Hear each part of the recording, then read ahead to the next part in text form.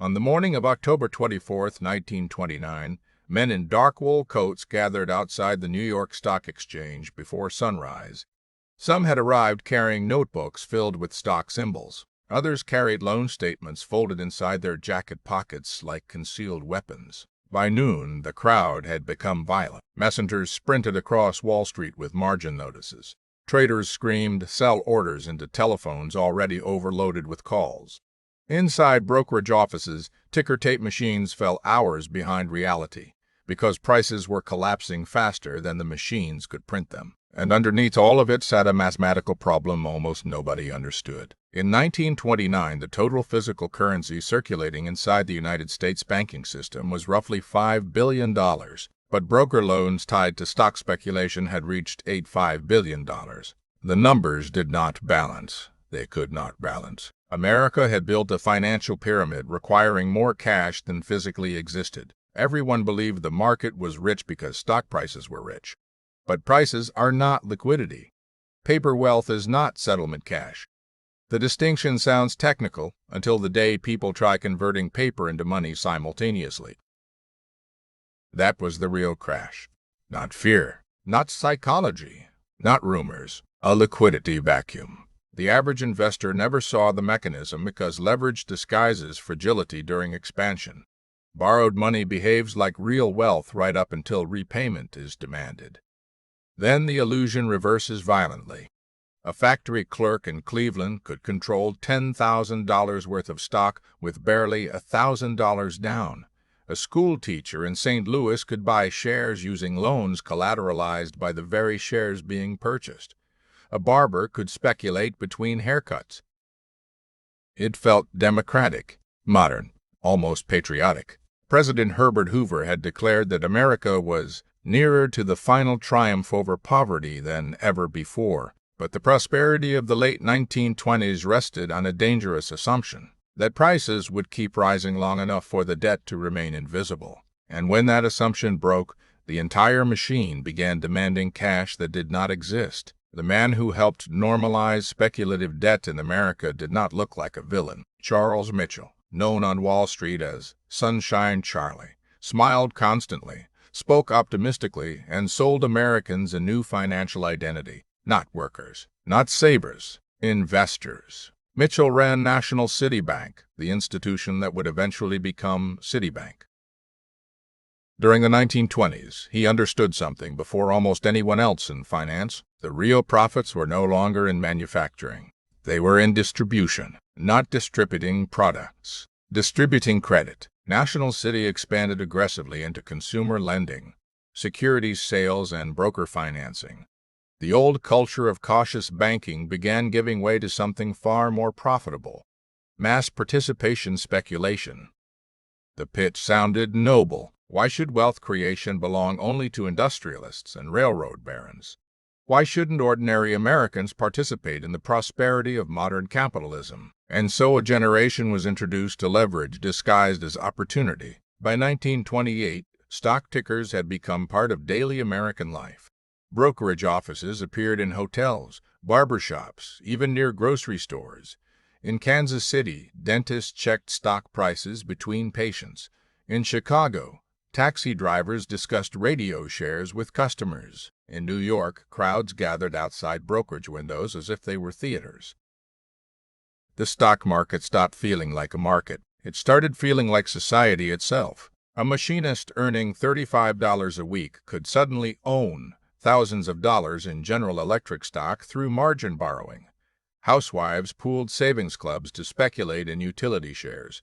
Clerks bought RCA because everyone else was buying RCA. Nobody wanted dividends. They wanted acceleration, and the banks quietly encouraged it because every borrowed dollar generated fees, interest payments, and rising collateral values. That last part mattered most. As stock prices rose, the collateral behind loans also rose, which allowed brokers to extend even more loans. Debt inflated the price of assets, and rising asset prices justified more debt. A perfect circular system, until prices stopped rising. The dangerous genius of the late 1920s boom was psychological. Americans no longer believed they were gambling. Gambling implies risk. This felt scientific, modern, managed. Economist Irving Fisher famously declared in October 1929 that stock prices had reached a permanently high plateau. That sentence would become one of the most expensive forecasts in financial history. But the real danger was not optimism. It was the normalization of debt dependency. The market no longer required buyers with cash. It required buyers with confidence that future buyers would borrow even more aggressively. That subtle shift changes the entire structure of a financial system. Healthy markets can survive disappointment. Debt-saturated markets cannot survive hesitation. And by the summer of 1929, the signs were already visible to anyone willing to look past the euphoria. Steel production had begun slowing. Automobile sales weakened. Construction softened. But the stock market continued climbing because leverage delayed reality. That is what credit bubbles do. They create a temporary world where price signals stop reflecting underlying economic strength. Borrowed money overwhelms organic demand. Weakness becomes invisible until liquidity suddenly retreats. Then reality reappears all at once. Years later, investigators discovered that some bank executives had quietly reduced exposure before the collapse intensified. Insiders understood something the public did not. When debt becomes the fuel of a market, the first people out survive. Everyone else becomes collateral. Imagine it is September 1929. You walk into a brokerage office carrying $100 in cash. The room smells like cigarette smoke and overheated machinery. A chalkboard operator updates stock symbols by hand, while a crowd watches silently, almost religiously, as prices climb. You want to buy $1,000 worth of stock. Under normal conditions, that would be impossible. But the broker smiles and says something that changed American finance forever. You only need to put down 10%. The broker lends you the other $900. This is margin, and margin transforms ordinary people into temporary financial aristocrats. If the stock rises 10%, your $1,000 position becomes worth $1,100. After repaying the $900 loan, you are left with $200 loan. You just doubled your money. Not because the business doubled in value, not because productivity doubled, because debt amplified the movement. Leverage compresses time. Gains that once required years suddenly appear in weeks. It creates the sensation that the old rules of work, savings, and patience have become obsolete. That emotional shift is the real addiction. And during the late 1920s, millions became addicted simultaneously. The public remembered the stories of instant fortunes. Secretaries buying automobiles with stock profits. Young speculators paying apartment rent entirely from market gains. Waiters discussing utility stocks over dinner trays. But leverage has a hidden mathematical asymmetry. A 10% gain doubles your equity. A 10% loss destroys it. The moment the stock falls from $1,000 to $900, your original capital is erased completely. The broker's money still exists as a legal obligation. Yours does not. That is when the telephone rings. Margin call. The broker demands more cash immediately to secure the loan. If you cannot provide it, your shares are sold automatically. This is where individual risk becomes systemic risk. Because one forced sale pushes prices lower, lower prices trigger new margin calls. New margin calls trigger more forced selling. And forced selling destroys the collateral backing the loans themselves. The mechanism feeds on itself. A self-consuming machine. In healthy markets, sellers choose when to exit. In leveraged markets, exits become mandatory. That distinction is everything. By 1929, an estimated 90% of some stock purchases were financed with borrowed money. Brokers themselves borrowed heavily from banks to fund client speculation. The entire structure rested on stacked obligations. Debt on top of debt. Promises on top of promises. As long as prices rose, the system looked stable, because rising collateral concealed the fragility underneath. But once prices weakened, the hidden architecture became visible all at once. Imagine standing in a crowded theater where every seat has secretly been sold to 3 different people. The arrangement works perfectly, until everyone tries to sit down simultaneously. That was Wall Street in 1929. And then came the warning sign almost everyone ignored. Joseph Kennedy, father of future President John F. Kennedy, later claimed he decided to exit the market after receiving stock tips from a shoe shiner. The story became famous because it captured something psychologically important. When speculation escapes professional circles and becomes mass social behavior, the cycle is usually near exhaustion. The shoe shiner story may be partly mythologized, but the mechanism behind it was real. Late-stage bubbles always democratize risk immediately before collapse. Taxi drivers discussed RCA. College students traded on margin. Barbers gave market opinions between haircuts. Today, the interfaces are different. The mechanism is not. Now, the tips arrive through TikTok clips, Discord servers, YouTube shorts, Reddit threads, group chats, and commission-free trading apps designed with the same psychological architecture as slot machines. Confetti animations, instant options approval, push notifications during volatility spikes. The friction disappear. That is not a small detail. Friction once acted as a financial immune system. Calling a broker required hesitation. Signing loan paperwork imposed psychological weight. Modern leverage arrives through a thumbprint and a glowing screen, which means panic can now travel at digital speed. And here's the part most investors still misunderstand. The greatest danger during leverage collapses is not the decline itself. It is forced liquidation into illiquidity. Because when enough participants borrow simultaneously, markets stop behaving like auctions and start behaving like evacuation routes. Everyone heads for the same exit, but the exit gets smaller as fear rises. That is why crashes accelerate downward faster than bubbles rise upward. Debt creates synthetic buyers during expansion, but during contraction, debt creates mandatory sellers.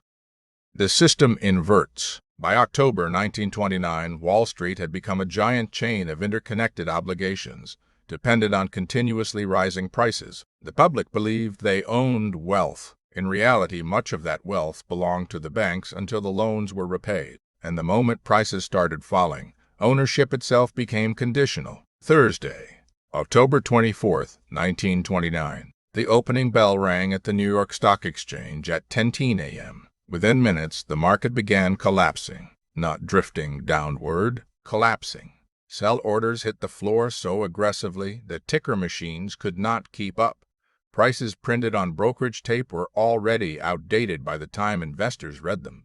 Men standing in crowded offices stared at numbers that no longer existed. A stock could fall 10 points before the public even learned where it had traded last. That information delay intensified the panic. Nobody knew the real price of anything anymore, and uncertainty is where financial systems begin to fracture. By late morning, traders were dumping shares at almost any bid available. RCA, General Electric, Montgomery Ward, giants of American industry became collateral damage inside a liquidation spiral no longer governed by logic. The market had entered what modern analysts would later call a feedback loop, but on the street, it felt simpler than that. It felt like suffocation. Outside the exchange building, crowds gathered beneath the marble facade while police struggled to control traffic. Runners carrying trade slips pushed through intersections at full speed. Inside banks, executives called brokers demanding repayment of loans immediately. Call the loans, sell the collateral, recover the cash. That became the priority. Not protecting investors, not stabilizing prices, survival. A broker in Chicago later described clients arriving physically shaken, asking whether they still owned their stocks or whether the bank had already sold them without warning. For many, the answer was yes. Margin accounts were being liquidated automatically. A man who had spent years accumulating savings could lose everything before lunch, and then still owe money afterward. That last part shattered people psychologically. Most investors believed bankruptcy meant your assets went to zero. But leverage creates negative wealth.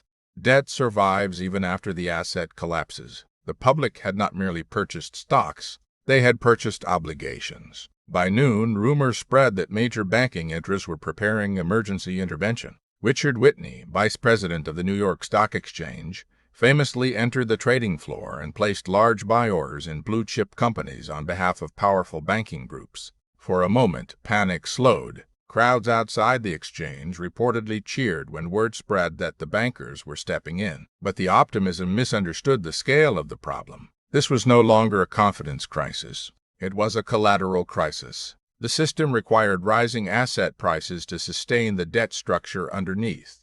Once prices fell far enough, the loans themselves became unstable regardless of public morale. That is the hidden brutality of leverage. It removes time from the equation. Unleveraged investors can wait. Leveraged investors get liquidated. By the close of trading, roughly 9 million shares had changed hands, an unprecedented volume at the time. An estimated $14 billion in market value vanished in a single day.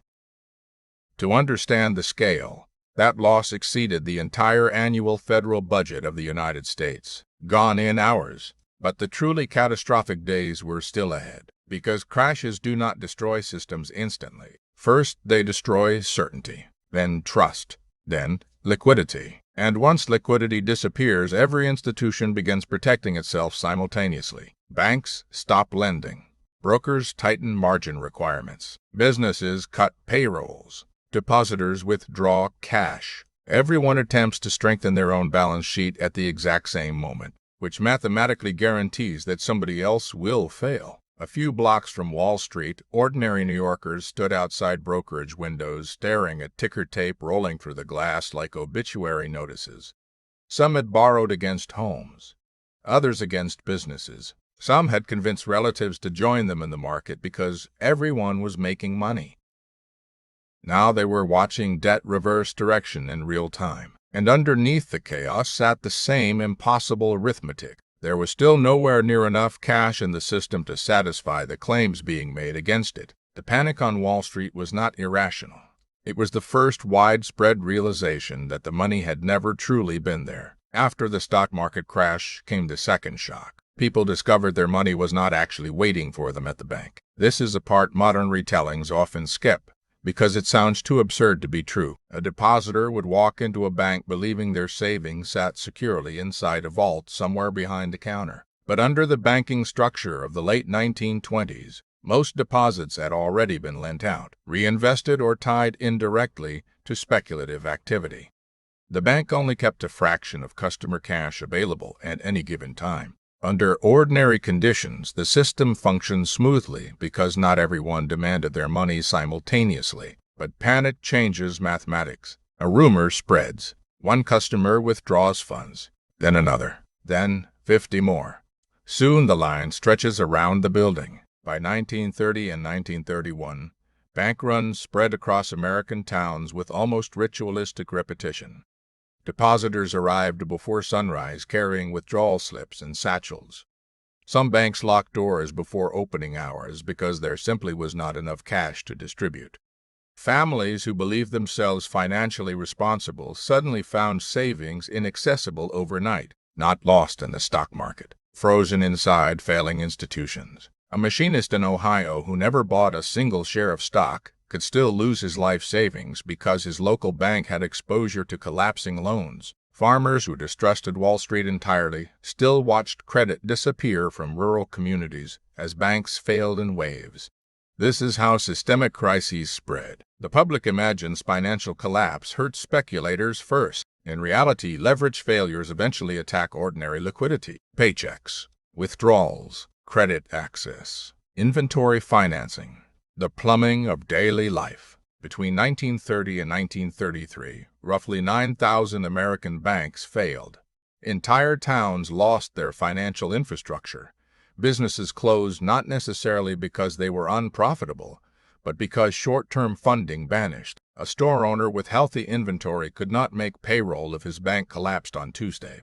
Nominal wealth remained on paper. Usable wealth disappeared. That distinction matters enormously during crises. A man might own a house worth $8,000. But if no buyer exists, no bank lends, and taxes still arrive, the paper value becomes psychologically meaningless. Likewise, many investors in 1929 technically still own shares after the initial crash.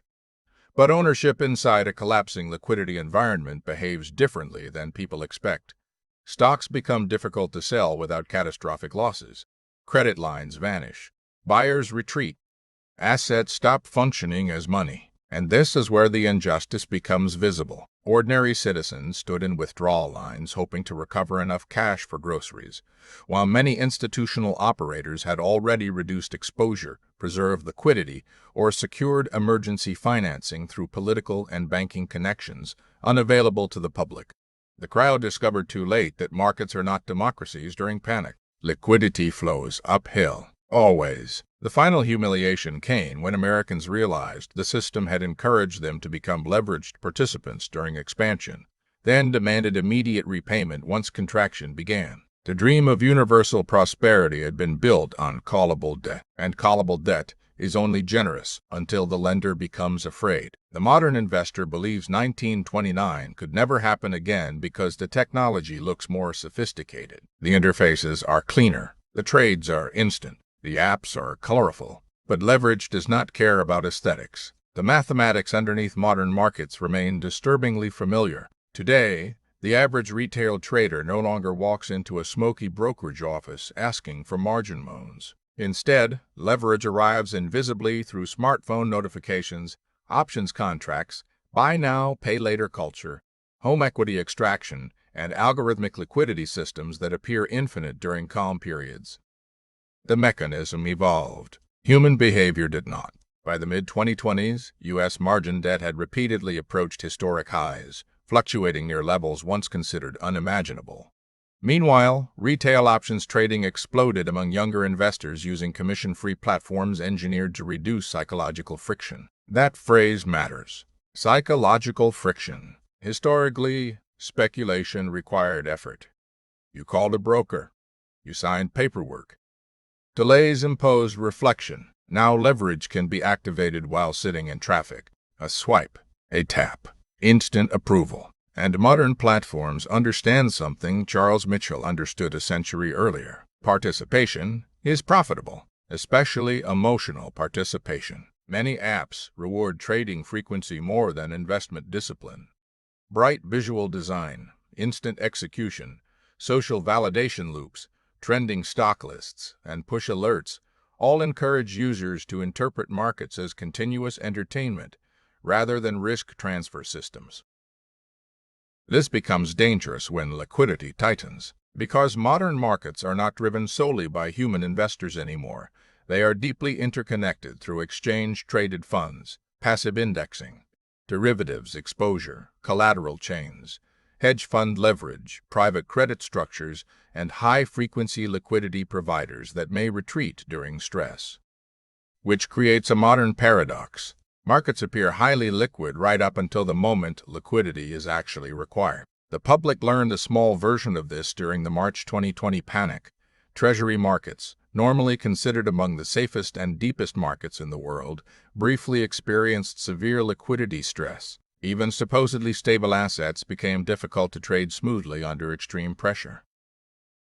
That event mattered because it revealed how dependent modern finance has become on continuous intervention, emergency lending facilities, and central bank stabilization. The system survives partly because authorities now respond faster than they did in 1929. But faster intervention can create a different long-term risk, moral hazard. If participants believe large collapses will always be contained, leverage gradually expands again. Risk appetite returns. Speculation normalizes. Debt accumulates quietly beneath the surface.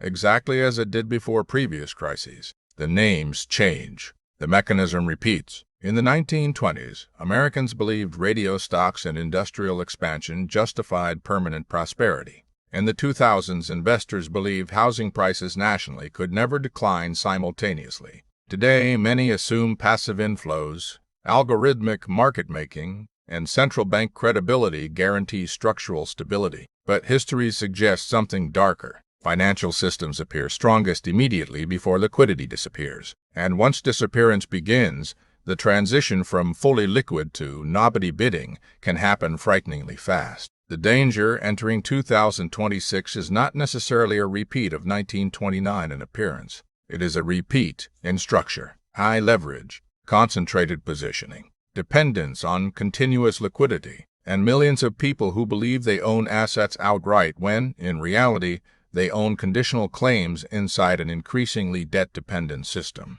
The technology changed. The human nervous system did not. The forensic lesson of 1929 is not stocks are dangerous. It is that dependence is dangerous. The people destroyed first during systemic crises are usually those who require continuous market stability to remain solvent. That includes leveraged investors, overextended homeowners, businesses dependent on rolling short-term debt, and households with no accessible liquidity once credit conditions tighten. So the real survival question is not what asset will go up. It is what remains usable when the system becomes restrictive. History gives a surprisingly consistent answer. Cash flow matters more than paper valuation. Access matters more than theoretical net worth. Liquidity matters more than optimism. That does not mean hiding money under a mattress or abandoning all investing. It means understanding that during periods of financial stress, optionality becomes survival. The people who adapt fastest are usually those with three advantages: low forced obligations, accessible emergency liquidity, and the psychological ability to avoid panic selling. Think of it as installing personal circuit breakers before the grid overloads. A household emergency reserve is not merely savings. It is time. Time to avoid liquidating assets into panic. Time to survive layoffs, frozen credit, banking restrictions, or market closures without immediately becoming desperate.